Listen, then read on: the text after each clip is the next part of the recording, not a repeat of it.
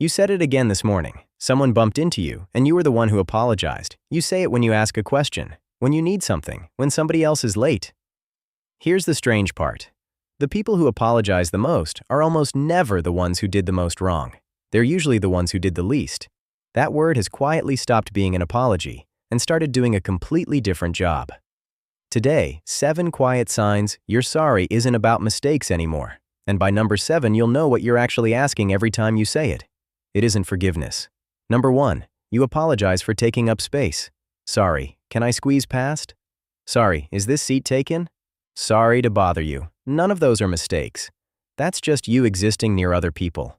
The word has come loose from wrongdoing entirely. It's padding you wrap around yourself before you move.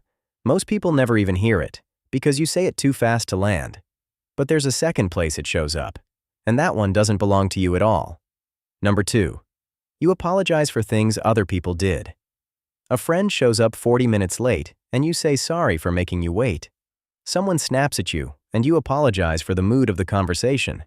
You pick up the blame not because you believe it, but because holding it feels safer than leaving it lying there. An unclaimed mistake just sits in the room. The tension doesn't resolve on its own, so you take it because taking it makes the discomfort stop. And once you're used to clearing tension after it appears, the next move is trying to stop it before it starts. Number 3, you apologize before anything has happened. Sorry if this is a stupid question. Sorry in advance, this is going to be long. You're apologizing for something you haven't done yet, while you're still deciding whether to do it.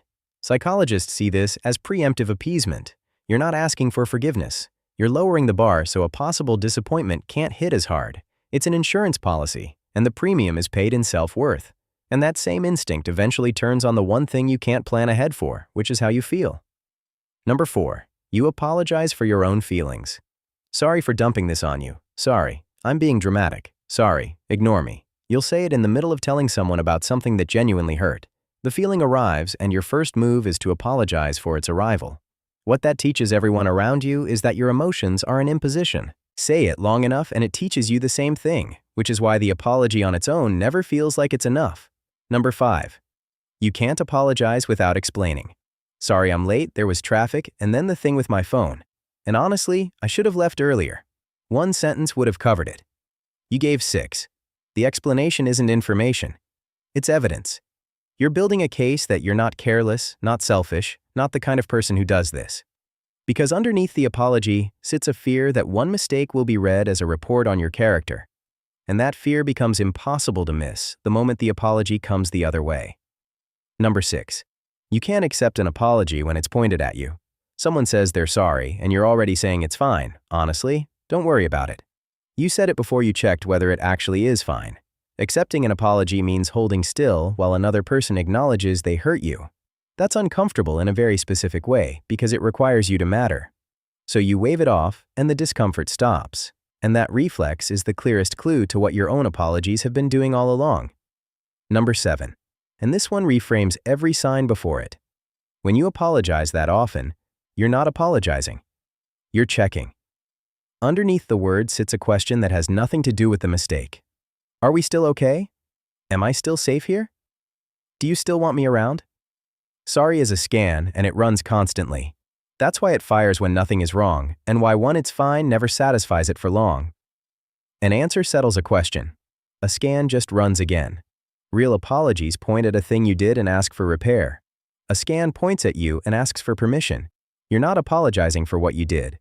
You're asking whether you're still allowed to be here. So here's what to do with this. The goal isn't to stop apologizing, because real apologies matter, and you'll still need them. The goal is to stop using the word as a scan, because a scan never returns the answer you're looking for.